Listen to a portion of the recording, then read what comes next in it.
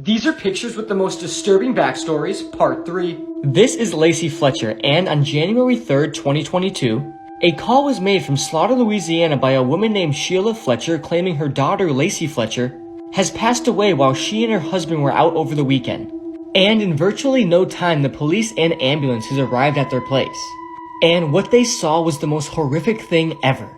Lacey Fletcher, who was 36, was found half naked and fused to the couch in her own feces, urine, and maggots. Her body was completely melted into the couch. Doctors claim she was sitting on the couch for 12 continuous years without any movement. Lacey was a cheerful person until 9th grade when she chose to be homeschooled.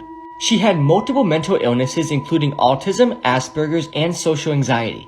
She also had locked-in syndrome, a condition where a person's entire body is paralyzed, except for their eye muscles.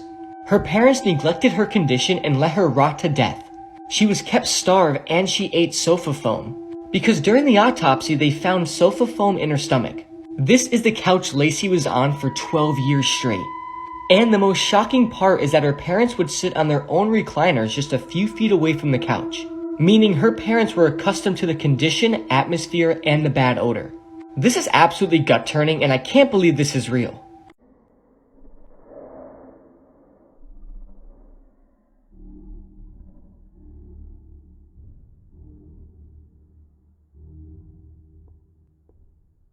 This might be the most gruesome death of all time, and whatever you do, don't look up the picture.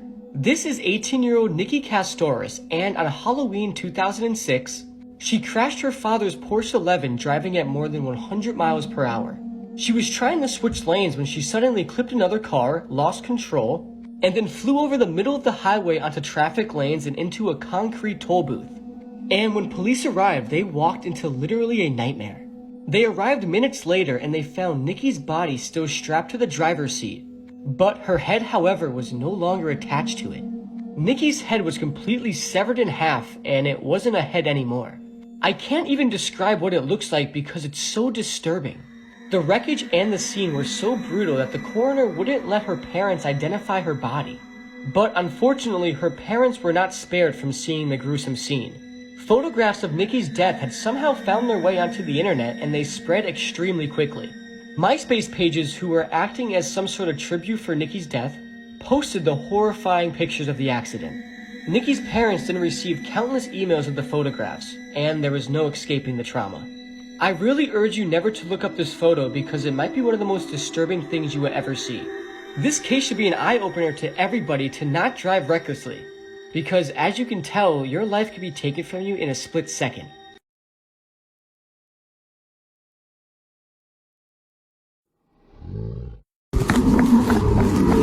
This might be the most disturbing case in American history. This is Elizabeth Short, also known as Black Delilah. She was an American woman who was found murdered in a park in Los Angeles, California. Her case became highly publicized because of the gruesome nature of the crime, which included the mutation of her corpse and her body being completely drained of blood. On the morning of January 15th, 1947, Elizabeth Short's naked body, severed in 2 pieces from the waist, was found in a vacant lot on the west side of South Norton Avenue in the neighborhood of Leimert Park. At the time, Leimert Park was largely undeveloped. Elizabeth Short's mutilated body was severed at the waist and drained of blood, leaving her skin extremely pale. Medical examiners determined that she had been dead for around 10 hours prior to the discovery, leaving her time of death either during the evening of January 14th or the early morning of January 15th. Her body was completely washed by the killer, and she had knife slits from the corner of her mouth all the way to her ears like the Joker. As I said before, her body was cut in 2, and the lower half of her body was positioned a foot away from the upper, and her intestines had been tucked neatly beneath her buttocks. Her corpse had been posed with her hands over her head, her elbows bent at right angles, and her legs spread apart. The crazy thing is, they weren't able to find a single droplet of blood at the crime scene anywhere. Also, they came to the conclusion that she was completely alive and conscious when she was cut in half. Whatever you do, don't Google her name because you will see the picture of the crime scene, and it's absolutely disturbing and just unsettling. I saw this photo not too long ago for the first time in a while, and it stuck with me for a couple of days. This case is extremely inhumane, and let me know what you think about it. These are pictures with the most disturbing backstories, part 5. This is Travis the chimp. And he lived with Sandra and Jerome Harold since he was a young chimp and was often treated like a member of the family. However, one day he exhibited unusually aggressive behavior, which made the Harolds call their friend Nash for assistance. But when Nash arrived at the Harolds' home, Travis the chimp suddenly attacked her. And the attack was extremely gruesome. Travis the chimp targeted Nash's face and hands. It ripped off both of her eyelids and then proceeded to rip her nose clean off, blinding her and also severing several parts of her body and lacerating her face. Travis the chimp was then shot and killed by police who arrived at the scene. Nash's injuries were so severe that she underwent a face transplant and lost both of her hands in an attempt to save her life. But miraculously, she would pull through. I would show you pictures of the attack, but they're extremely gruesome and I probably can't show them. So instead, I will play the 911 call made by the Harolds as Nash was being attacked by Travis the chimp. And you can hear the chimp in the video going absolutely crazy. What's the problem? Send the police! What's the problem there? The chimp killed my friend! What's the problem with your friend? I need to know. Send the police up! With a gun! Hurry Who up! has a gun? Please, hurry up! He's killing my girlfriend! What is the problem? He's killing my friend! Who's killing your friend? My chimpanzee! Oh, your chimpanzee is killing your friend. He ripped her apart! Hurry up! With a gun. Hurry up, please! There's someone on the way. With guns, please! Shoot him! What is the monkey doing? Tell me what the monkey's... He ripped her face off! He ripped her face off? He's trying to attack me! Please! Okay, hurry. I need you to calm down a little bit. They're on the way. Can you put yourself away? I don't want... This man got dissected on camera for killing a gang member in Pakistan. This video began going around the internet in late 2021. The video was shot in Pakistan and the gory nature behind the video absolutely shocked the country. The backstory behind the video suggests that the victim, who people referred to as Ramesh, was a worker at a cement factory and was accused of doing a contract killing of a man named Arun who was likely part of some gang. He did it for 1.5 million rupees, which equals 18,000 USD. The victim was accused of cutting off the hand and nose of Arun before killing him. The video that I'm about to explain was recorded for locals to show what happens if you mess with their gang. The video is 2 minutes and 12 seconds long and the setting is in some sort of desert area. As you play the video, you see the victim sitting on the ground and it looks like he's already been beaten since there's blood all over his shirt. A man can then be seen standing over him, grabbing his head aggressively.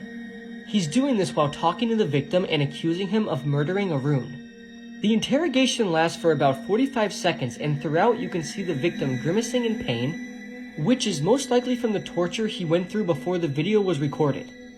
And based off the victim's reaction, he already accepted his fate. He doesn't plead or beg for his life, he just has a hopeless expression on his face and it's just disturbing. The man interrogating him is wearing a brown robe and a bunch of combat pouches. And after 45 seconds, the interrogator pulls the victim to the ground and lays him on his back. As he pulls out a long combat knife, he then kneels down next to the victim and grabs his left arm and proceeds to cut into the victim's elbow and cuts deep into the joints. The victim screams out in pain and lets out a couple of groans. The knife is slicing through the joints and skin extremely quickly.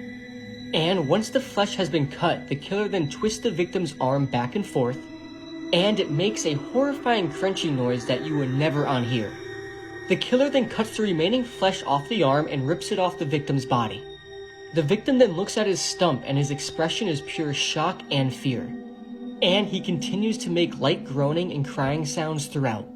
The same process is then repeated on the victim's right arm and the killer slices and hacks into it before ripping it off, just as he did to his left arm, and somehow after losing liters of blood in both of his arms, the victim is still alive and conscious. The killer then kneels down next to the victim's face and begins following the exact steps that the victim killed Harun with. He brings the knife to the victim's face and cuts off the tip of his nose. And you can see the victim close his eyes and wince in pain as this happens. The killer then proceeds to cut both of the victim's ears off in a matter of seconds, while casually throwing the severed ears on the ground next to him. The killer then stops and looks at the camera and says, "This is what happens when you go against the Ladi gang." And the video then concludes. There is apparently an extended version of the video showing the victim getting his throat slit right after this happened, which killed him, but I couldn't find it. This video is extremely graphic and has actually been circulating again on various platforms and gore websites. But I advise you not to watch it or go looking for it due to its extreme graphic nature. Please take my word for it, it's honestly horrible. This is one of the most sickening and disturbing cases I ever covered, and it will make any true crime fan's stomach turn. This is the case of Jennifer Dougherty. This case took place in Greensburg, Pennsylvania, which is a relatively small area. Jennifer was 30 years old and was extremely kind and sweet. She loved to dance and she trusted everyone she ever encountered. This is because she had some mental disabilities, and this disability even affected her keeping up with her peers in school. And she always got bullied and teased, but she always chose kindness over anything else. She then started going to this community center when she finally thought she met her friends. And these supposed friends were Angela, Peggy, Amber, Melvin, Ricky, and Robert. And you will soon find out why they weren't her friends. These 6 people all lived together, and Angela was 17, who was pregnant with Ricky's baby, who was 23 years old. Amber was 20, who was pregnant with Melvin Knight's baby. Peggy was 27, and Robert was 36. Now remember, Jennifer was 30 years old, but due to the mental disability she had the mental capabilities of a 12 to 14-year-old person. The 6 of them and Jennifer hung out for a while, but soon after, Angela became extremely jealous of Jennifer. This is because her boyfriend Ricky would always flirt with Jennifer when they all hung out. So Angela and Amber came up with this whole screwed up plan. On February 10th, 2010, Jennifer was invited to a sleepover with her friends. And before she left a note for her mom that said, "Have a great day at work, and I love you very much." Right when Jennifer stepped into the apartment house, she was subjected to 36 hours of extreme hell. The group went through her purse and stole money, gift cards, and her cell phone.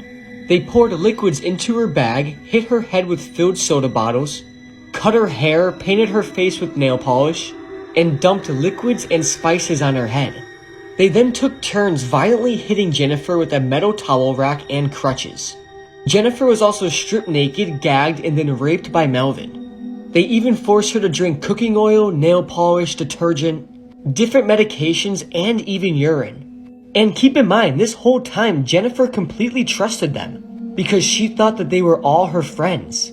But they were literally dehumanizing her. They then continued pouring all of these things and spices on her head, and Jennifer was crying that her eyes hurt and she couldn't see. But they didn't listen and continued pouring. And after they decided they tortured her enough, they took her life. They then tied her up in Christmas lights and forced her to write a fake suicide note, essentially saying that everything that happened to her was self-inflicted. The first line reads, "I have not been feeling happy for a while now, and I also feel everybody will be better off without me." Which is just sad because that wasn't the case. Jennifer was extremely loved. Once the note was written, they got a knife and stabbed Jennifer to death. And once they knew she was dead, they tied her up in Christmas lights again, stuffed her body inside a garbage can, and dumped it in the parking lot of a middle school, where her body would be discovered by a truck driver the next day on February 11th. Even though Angela orchestrated the whole thing, she avoided the death penalty because she was 17 and a minor. But she ended up getting life without parole. Melvin got the death sentence. Ricky was also given the death penalty, and Peggy, Amber, and Robert were given 30 to 72 years in prison. This case is just so sickening and disturbing, and it stuck with me after I read it, and I feel extremely bad for Jennifer and her family. I wish nothing but the worst for those 6 people who did this to Jennifer.